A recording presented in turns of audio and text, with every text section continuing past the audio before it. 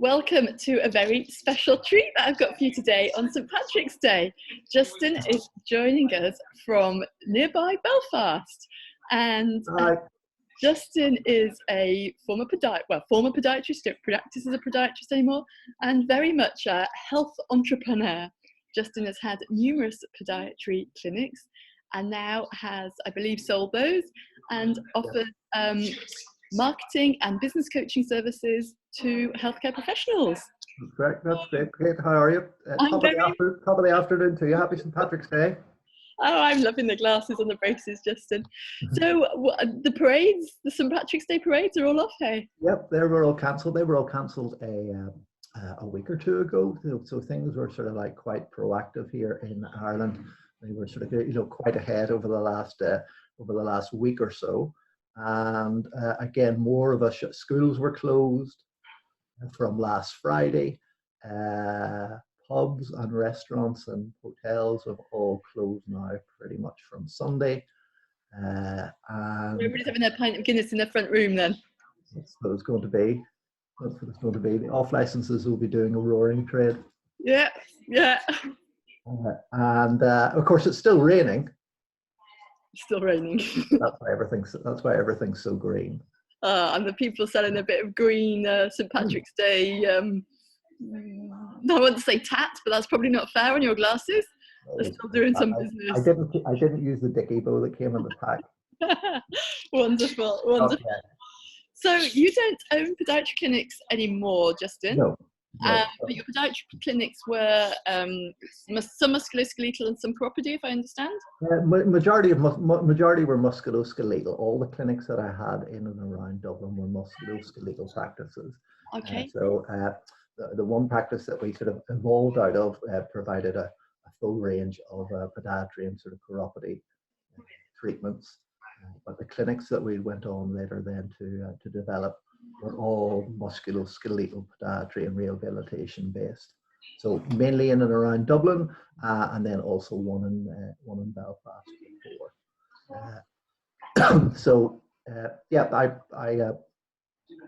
I spent years building up the clinics, and I think what we're going to go on to talk about today will be sort of quite pertinent. In terms of, at one stage I didn't know how to do anything with practices. I was just a clinician, and I got to one Christmas, and it was 2 or 3 days before the Christmas break, the Christmas holidays, and after the staff party, I had I think it was about 300 or 400 quid in the bank. And it's going to be about 2 weeks, certainly 10 days before. 2 weeks of no fees coming in, and the rent due on the 1st of January, and everybody's wages due, and all those sort of things. So I promised myself then, for myself and for my family, that I wouldn't ever sort of be or want to be in that sort of situation again. And that's then when I sort of, along with developing sort of clinically, decided to find out what all about running a practice was about. Exactly, and this is what I think is so important for clinicians. We spend so much time on, and this is regardless of this time, just as you're describing, that was just a Christmas. Yeah. Every 12 months, it's coming. It's coming. Clinicians, we spend so much on our clinical education, commit so much to our clinical education, but our business education can be neglected. And if we don't make sure our business education matches our clinical education and commit to it, many clinic owners will have faced a similar Christmas to that every 12 months as a minimum. Dilemma every year, or at other times. Can you afford to take a holiday? Yeah. Can you afford to take the 2 weeks off with the kids? Can you spend half term with them? What happens if a vital piece of clinic equipment goes wallop? Your couch breaks, your sterilizer, the computer system gets hacked, and you need to upgrade it. All these things that get thrown up as we go along in day-to-day practices. There a lot of clinics just don't have that buffer. That financial sort of buffer to allow them to sort of cope with these things. Probably a lot to do down to the fact that they don't charge enough for their services in the first place. Yes. That was that is one of the things that we always try to push with practices, is to increase your fees. And that's about valuing the contribution that we make. Mm-hmm. There's a lot of sort of servitude, or I almost want to use the word martyrdom sometimes, and it's not okay. We're very highly qualified professionals, and so our fees and our salaries should be respectable. Yes. And we're disrespecting ourselves so often. Do you want to pay for the cheapest dentist? No. No. Do you want the cheapest option on what your vital medical care? Do you want to bring your kids to see the knockoff pediatrician? Mm-mm. No. Why do you think that patients want to have the cheapest foot care, back care, neck care, rehabilitation? They don't. Some do. I leave those for other people to work with. Yes. And yes, I mean the journals and online are coming down with clinical courses that are vital. And I think a lot of practices think that if they're offering, the more better their clinical skills are, and the more certificates there are on the wall, then the more respect that they're going to get from the patients. I know that patients aren't really, all they want is the result. Yeah. And patients don't understand what all the letters, hell, half your colleagues don't understand what the letters after your name mean. It's the orthopedic surgeon, the GP don't understand all your physio qualifications, your podiatry qualifications. Yes. The physio doesn't understand the podiatrist qualifications, and vice versa, probably. You need to be clinically very competent and very skilled, but the letters after your name are not what the client is buying or the people referring to you are necessarily buying. But you want to shout from the rooftops about two physios you work with, and two GPs, and two anybody or people who are looking for what you can give them the outcome for. You need to shout from the rooftops of what you're able to do. Yes, how you can help them. How you can help them, not what qualification you've got. Yes. So you're making it all about the client and about how you can help the client walk pain-free, pick up the kids, do the gardening, whatever it is. Yeah, find some comfortable shoes. Make their back more comfortable so they're able to go and lift the things in the garden. I mean, those are what people search for. Those are what people look for when they Google. Yeah. When they go and research, and that's what people are going to be spending a large amount of time doing now. That they are going to be at home. They're going to have the time to spend to think about other things. Yes. Yeah. And to think about fixing other things and sorting other things. Well, just I skate once a week, sometimes it's a fortnight, and the skating teacher was telling me how he was picking up a whole load of paint on the way home, just in case he was in isolation. He was going to make sure he was going to his kitchen or something he was going to paint. So people are going to be already preparing for things they're going to fix, and that will also be thinking about their body. Finally I've got time. My shoulder's been giving me jit for ages. My foot been's giving me jit for ages. Yes. They're going to be searching for, they might not yet be coming to an appointment, but they are searching for the answer to their the things that they've never had time to get around to fixing. Yes. Yeah, and now's the time then to start the conversation with them, because the way things are going, they're not going to be making the appointment next week. They won't be allowed to. They won't be able to come out. But if it's 2 months' time, 6 months' time, a year's time, that's the conversation that you want to have. That's the length of time that you need to think about. Everybody worries about, they put an ad in the newspaper and only 2 patients came. Or they put something on Facebook and there was no reaction to it and the phone didn't ring. And they're looking for the instant, the quick buck. And that's why people are, and it's say that it doesn't work because they haven't taken the time to build what they could have done. And now that practices, we all talk to colleagues at the shoulder rehab conference about what they're doing, and we all know the other clinics that are doing things that you would like to be doing. There's the opportunity where you could take those things that you've always wanted to do. So what I've really noticed in your messaging is, obviously you're describing that Christmas however many years ago, and I'm going to guess the order of 20 years ago, because you're describing your children being quite small at the time, and I know they're grown up now.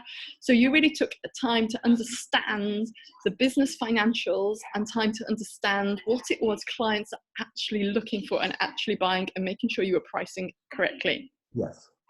Okay. Those are the key things, and then just the basics of a profit and a loss, and knowing your numbers, and knowing what bills to come up, that, you know, even so, forget about what's happening now, even just the, you know, the corporation tax or your taxes due on the 1st of August. Do you have enough in the account for it? Receptionist is due to go off on her 2 weeks holidays. Do you need to get cover in? Do you have enough money to, you know, all these things that need to be sort of like factored in. So rather than be reactionary and firefighting, have all these things that are going to happen, because again, a lot of practices have just come out of the NHS and or doing a little bit of part-time and think, let's go for the full-time, and they don't. When you don't have the, like I did all this. I did this for years. I had practices in South London. I worked in Central London and Covent Garden with groups of physios, and the way I ran my practices for years, it was just a hand to mouth. It was very reactionary. There was no planning. And I partly think, in some ways, as clinicians, we're used to problem solving. So sometimes we actually end up creating ourselves problems to solve. And it's like, get out this habit, get out of this chaos and this firefighting. Because yes, we know we can do it. Now, get organized out of the chaos and actually start creating a proper business and finding some. So if you could talk to yourself like you discuss things in a logical, structured way with your rehab patient for their knee or for their back or for their plantar fasciitis, and tell them that no, they can't go and run that marathon because they've got to do X, Y, and Z, and put that in place, and they're going to have to. Exactly. You know, and I think we're everybody now, a lot of people now are in that like their athlete that they work with. So there's the denial, and there's the worry, and there's the concern, which is only natural. Of course, everybody's worried, but you take a step and look at it, and lead yourself and your family and as you would take the lead with that patient who doesn't know the journey that they're going to now be on. It's going to be 3 months to rehab, lad. That's what you got to look at now. And use those assessment and diagnosis skills to start figuring things out. Apply them to your business. Yourself, yeah, apply them to yourself, and because there is no quick fix. So if you owned clinics right now, because obviously before we came online talking together, you and I were talking about that in physiotherapy, it's relatively simple. There's differences, but for us to offer Zoom and online appointments is fairly accessible. Yeah. And I was questioning, how does a podiatrist do the same? And you were just commenting that musculoskeletal podiatrists certainly can do the same. That's right. Yeah. But what about if they're not a musculoskeletal podiatrist? Then if they can't get actually hands-on with the patients, then it's all the general foot health care advice that you would be giving them anyway if they're sitting in front of you in the clinic. You know, you can't actually sort of treat that ingrown problem, or you know, you can't actually reach through the screen. So as hard as that is. With your goniometer or with your butt, you know, you can give them all the advice on how they can self-treat, wear advice, soaking it, and what they can do to ease things until the time when they can come to see us. And what I really took from some of your messages were you are having to figure out, at the same time as running your clinics, you are having to figure out, oh, shit, now I really need to learn how to run a business too.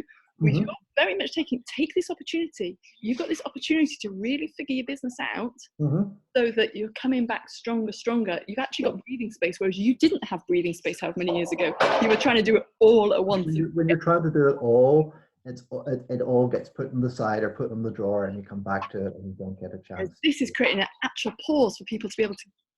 Yeah, one of the most valuable things is time, and now we have time. So, you know, an analysis of a SWOT analysis of a diagnostic, you know, ruler run over your clinic, because this isn't going to last forever. This is going to, you know, so whether it's a month, 6 weeks, 6 months, there's going to be, you know, the reality is going to be different, but your business is going to still continue to run out the other side of this.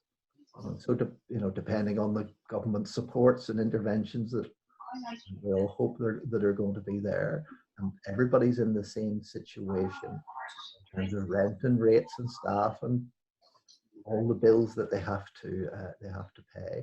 But if we just focus on those things and worry about that, and you know, it's a sort of paradigm sort of shift in looking at the sort of change, looking at it through different lenses. Yeah. Here's the lens that we're looking through things at. And stay away from the negativity and the worry. Day-to-day life will go on. You know, we'll survive worse things. And take this time, yeah, to then to actually to develop ourselves as well. Yeah, absolutely. And so our database is going to, and you obviously now have a healthcare marketing business, and you help clinicians, clinic owners communicate with their. That's it. So with everybody, we're straight on to them. You know, now's the time to, you know, just set up your patients so you can answer them. Just don't ignore them. Keep in touch with them. Tell them what you're doing. Tell them what they can expect. You know, tell them that you're there to sort of support them sort of through. That's always the thing about keeping in touch with. If you have been keeping in touch with patients, you know, and I used to be the same. Well, you used to think about, you're just annoying the patients if you send them your newsletter or you're sending things. No, you're just keeping in touch. I sent out an update email this morning, and I sent it about 11 o'clock. I've seen I've already had 5-6 responses from clients saying thank you for the update. I hope you and the team are well. All positive gratitude for the communication. Yes, that's it, and that's what people are going to. That's what people are going to need now. Is the reassurance, and so yeah, keep in touch, and you know, and the time to sort of think. I had somebody on earlier on once, you know, has been meaning to computerize their system for years. Now they're looking for the best advice on which systems to use. Yes. This is what people will be doing. They're not going to paint the house, they're going to computerize their system. Yeah, exactly. And the kitchen's waited this long, it can wait a bit longer. What's more important is you've got the money to buy the paint to paint the kitchen, or even to pay the painter. Yeah. So it's so keep talking to them. I know the guy who has one of the practices that he took over from me from Sunday evening on. I mean, he's still treating patients, but he's already had 2 or 3 calls online just for advice for people. Yeah. And you know, they will see them in another 6 months back to the, you know, we don't need the patient in tomorrow to pay the fees. They'll be coming in 6 months' time. Yeah, so also thinking long term, you're really thinking about your business long term. You're thinking about this as marathon training rather than you're doing something to create the long term health and fitness of your business. Yeah. And those community relations and client relations, maintaining those will pay dividends. I often have thought that there's things you've done that immediately you can't see, was it work, or that was a waste of time, and 6 months later something happens that you recognize the value in that activity that you did. And this is what you're describing as a perfect example. Trust. The talk that you gave to the local sort of gym, or the local, you know, the local group of GPs, the local sort of diabetic society, those sort of things, people remember those sort of things. And you know, even if you think that you have an older or younger demographic, one of my physio friends yesterday was like, well, I cancelled the clinic, and out of the 32 that we cancelled, when we told them they were offering it, only 3 said they wanted an online chat. And that's 3 more than, you know, but when you offered it to the other people, they mightn't have taken that up, but they may have gone home and mentioned it, or they're talking to Granny next week, and she'll find out that that physio is going to be available for online advice. So it's just, we just need to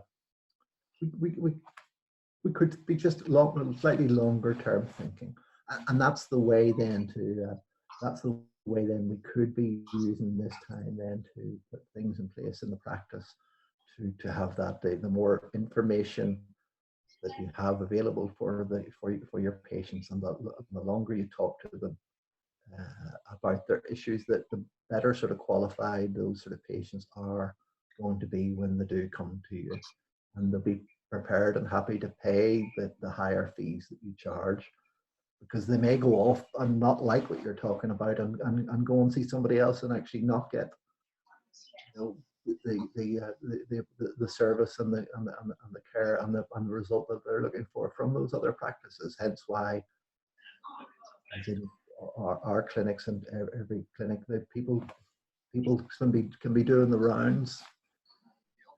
So how do people measure their marketing activity? Because and measure the spend, the return on their marketing activity, because it is a long. It's a long process. I mean, it's that old advertising thing, you tell which, what percent, how much, what part of the advertising actually works. It's very, very difficult to measure it. But certainly in internal marketing, talking to your patients and asking for referrals and asking them for reviews and handing out, doing the giveaways. One of our clinics now, before that we're working with before we shut down, we're having an Easter basket raffle. And how you got entered into that was if a patient came in that you referred in, your name and their name went into their Easter raffle basket. So the person you were referring's name went into the raffle. Oh, that's nice. That's fun.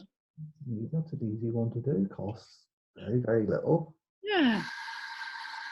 Put it into the basket.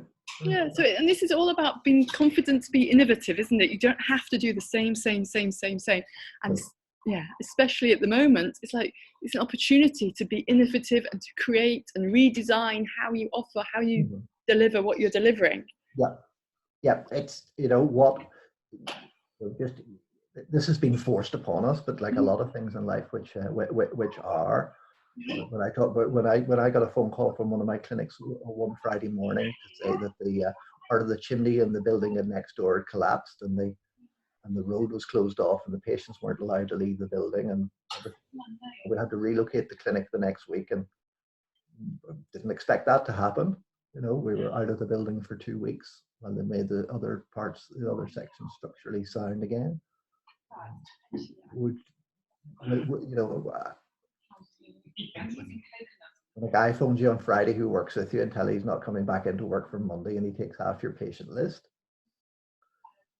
When your computer system gets hacked and it's down, you lose everything that you've sort of built up on that system, because what you thought was backing up wasn't backing up. These are all things that have happened to me and happened to other colleagues over time. When the gym that you're in, there's a colleague in just like Sydney, when the gym that you're in hasn't been paying the landlord the rent, paying them, and they close, and your business closes. All these things have happened, and more people. I'm sure people have got other similar things that have happened to them, and they've survived, and they've come through it, and they've changed, and they haven't made. Hope they would have learned from those. Yeah. That's we grow in times of adversity. Yeah. And if we see that, if we can see our businesses as a living thing, and it is growing, and you have the determination that this little daffodil is going to pop out, it will find a way to. Yeah. And so we couldn't have foreseen this coming. Yeah, I know for your database and your space to both become a liability at the same time, potentially. Mm-hmm. Quite. Double, treble, Yeah, and all the concerns they have about parents and grandparents and kids, and are the schools closed, and what's going to happen. Yeah, it throws everything up at once. Does throw, and so you can focus on all that and the worries about all that, or else you can again change the lens, change the perception, look at it in the positive way. And when you get some bad news, or when you look at the news and the anxiety levels increase, okay, then take a breath. Life will go on, and I think it'll be a different setup. But now it should be a healthier setup if it survives and thrives through this. Or if it survives through this to thrive on the other side, it should be a much healthier business that you have on the other side. Most definitely, yeah, most definitely. Because it takes the time, and again, it's also then not to be, every practice is at a different series, whether you're just starting off or whether you already have all the bells and whistles and all the structures in place. It can be a bit confusing to where to start. But just take a day or so and bring out a pen and paper and just write it down what you're going to be thinking. And I mean, I know in Ireland now, and in other parts, it was just on with somebody in Canada. It's the practice has to be closed, so they've just forwarded the phone number to their admin team, who are now at home, and they're running it from home. But at least everybody will be able to do that. Forward it to your mobile phone. Even message on your mobile phone to say that you will get back to them. Your Facebook, where people are spending their time at the moment. Your other social media channels, and just keep them informed of what you're doing, and then start to train your staff how to talk and reassure people, to have an adult conversation with the person who's phoning up in a panic, and then take some time, because we're going to have a lot of time. Personal and professional development, and figuring out your business skills. Yeah, going out, doing that exercise, and going for the walks. The kids that you haven't been doing or putting off, spending time with them. And then, focus on, a couple of hours a day. It takes all the things that you thought you were too busy to do, and could have always wanted to be doing. Now's the time to dust them off and just start to just work through things. And it's you don't have to do 20 different things. Yeah, I think it's about you're getting rid of the chaos. You're going to have to be creative and innovative, but you're not creating more chaos. You're actually creating more order. So you're getting that checklist, you're organising, you're doing your SWOT, and then you're organising, prioritising. You're using these clinical skills you've got, like you do with a patient, and organising your own business's treatment plan and ticking it off day by day. What have I got to do for my home exercise plan today? Just like you would do with the patient who's coming in on the program. Little baby steps, little chunks. You can't race to the end. Run before you can walk. And that's just the way to go through it. And just the leadership now is the time. This is the time where you're going to have to people relying on you and your family. This is the time when people, the leadership will need to come to the fore. And you can panic. Everybody panics. The stress levels go up when we hear and see other things that are happening, but we can't control those. We just want to take control of what we can do. Yeah, absolutely. A little bit of just a little bit more. It's going to be a little bit more work, but you're not going to have those patients. Everybody says they would. God, I'd be doing that if I didn't have the time. I'm too busy with patients. Yeah. Now's the time. Now's the Wonderful. Thank you very much, Justin. You've given some absolutely brilliant hints and tips there and guidance for clinicians and clinic owners. We're going to say goodbye to the viewers. If you have any questions, then let me know. Justin has a blog about this and his experience as a business owner coming out tomorrow, which I'll make sure to share with. And as with you, we have Facebook and websites and social contacts. And the other thing is, there's a wealth of information out there. It's all free. It is all free. There's so many courses and YouTube videos and blogs and things where people's businesses have, there's all the story of the local business guy who ran high and had crashed, and now he's come back stronger, or he's maybe pivoted and then sort of changed the way that their sort of practice is going. Maybe you've always thought about the sort of telemedicine sort of aspect of it, or the follow-up with patients. A lot of people have to go, colleagues in central London who do a lot of their sort of follow-up, with guys who work in the sort of city, all online. See them every second week. Follow up in from the gym, and just supervise them on that. There's so much free resources out there. Everybody wants to. Everybody's in the same boat. Make sure you're creating them. Make sure you're contributing to them. That you're creating the content to be found and people are looking. So it's Ask JB on Twitter. And everybody wants to help everybody else. It's the only way we're going to do. There's loads of groups. Get a group that you like, that have that positive can do, and stick with them. Come away from the groups where you're not getting that sort of positivity and that you're getting the worry or that that increases your anxiety. And everybody wants to help. Just drop us. I'm sure you're going to say the same. Send emails. No questions too stupid. No questions. I've been through all. We've all been sort of through this. We haven't been able to develop our practices unless we learned and read and developed. All the resources are out there. And the great thing is about the internet, which is still working, is it's all free. Good stuff. Thank you very much, Justin. We'll say goodbye to them now, and see them again soon. And I hope you'll have a good St. Patrick's Day too. Yeah. Right.